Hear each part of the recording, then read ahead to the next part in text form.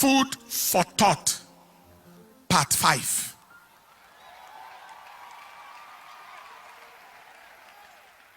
There are people wondering why the church or church leaders should be bothered about governance or politics.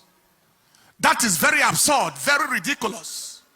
It is as ridiculous as asking why a person should be interested in the sanity of the pilot that is to fly him in an aircraft. Or why a person should be concerned about the expertise of the surgeon that is to perform a major operation on him. Or why a person should be worried about the health and hygienic status of the caterer that serves him food. Please understand this.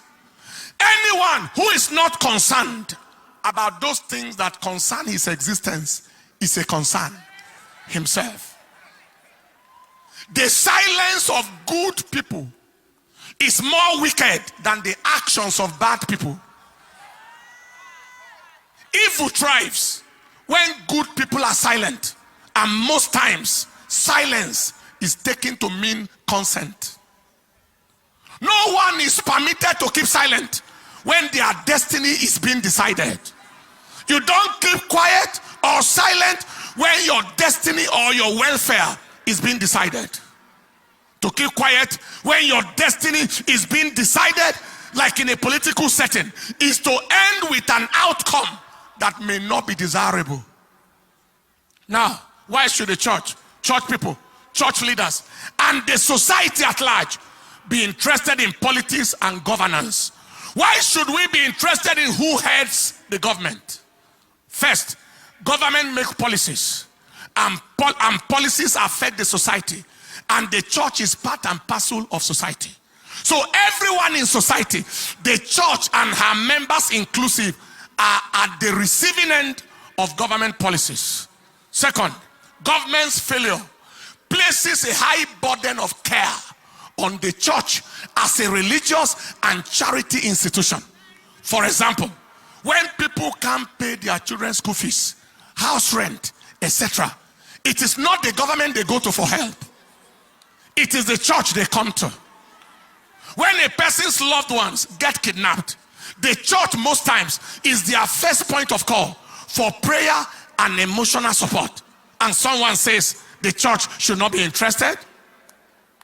Government's inability, incapacity, and irresponsibility, leading to insecurity of lives and properties of the citizens, places a high burden of responsibility on the society at large, the church inclusive.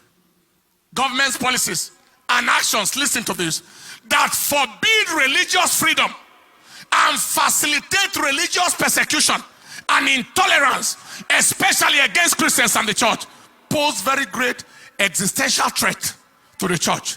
They are against the very life of the church, aimed at reducing or possibly eliminating the Christian population in Nigeria. And somebody say we shouldn't be interested. Many have rapidly forgotten what happened in 2015. There was the presidential candidate of the coalition with a track records that didn't appear favorable. His speeches and actions before then were contrary to religious freedom. Many were warned of what was coming, but it fell on deaf ears. The youth then campaigned, including civil societies and others. They claimed that insecurity will be handled, corruption will be handled, etc. What was the outcome? Escalation of religious intolerance and the persecution of the church went to another level.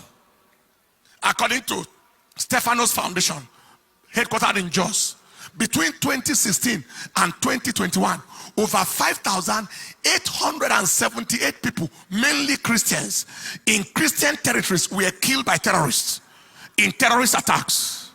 Between 2016 and 2021, over 10,715 people, mainly Christians in Christian territories again, were killed by herdsmen, as against 3,041 killed between 2010 and 2015. See the difference. Between 2016 and 2022, there were 11,362 recorded cases of kidnapped persons across the country. Many more are beyond record. This is against minimal, insignificant record of kidnapping before that time. Today, Some people say church should not be bothered. When out of the 3 frontline presidential candidates, 2 of them are likely to further anti-church, anti-Christian, and in fact, anti-society agenda.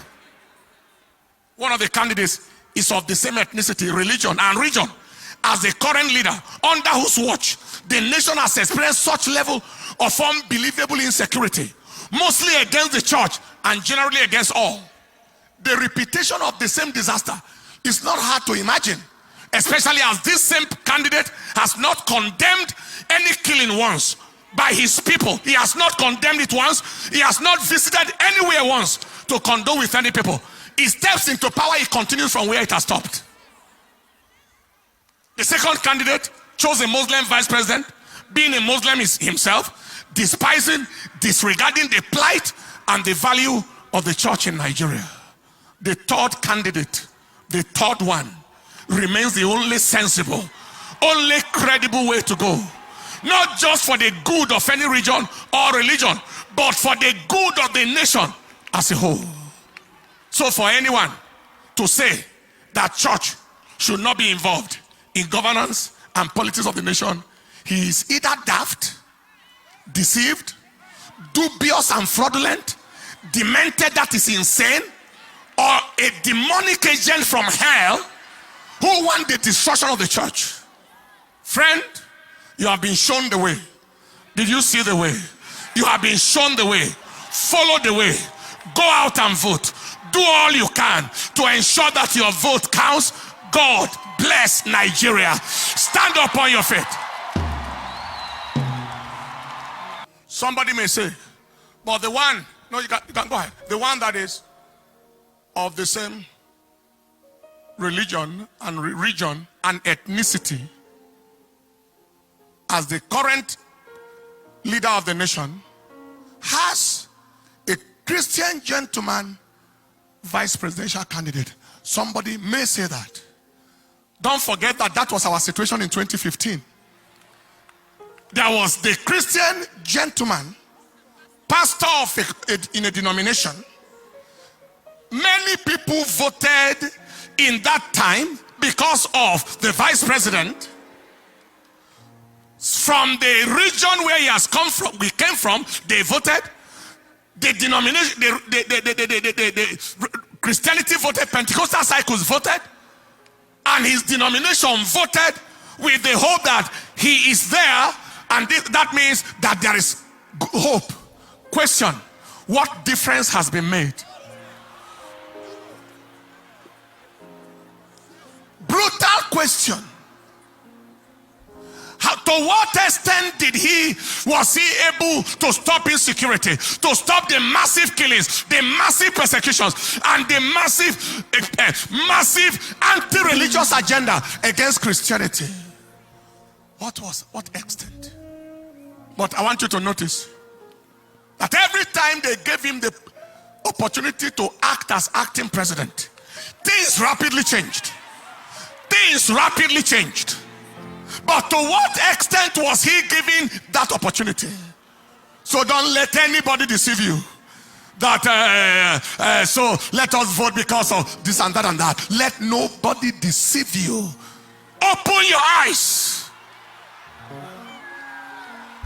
We shall not let history repeat in our nation.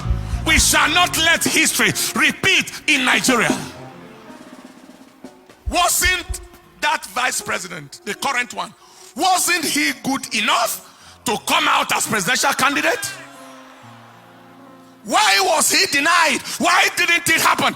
Because a demonic agenda must still continue, which is being frustrated right now. Are you hearing what I'm saying? Because they deceive, people deceive themselves, and we deceive ourselves a lot. All you need to do to face the future is to think about the past. What has happened before, it gives an idea of what is likely to happen before. Don't let anybody deceive you. The frontline people, the arrowheads, are the people to consider right now in terms of who gets up there. I believe you have heard. Help me tell people, have you heard?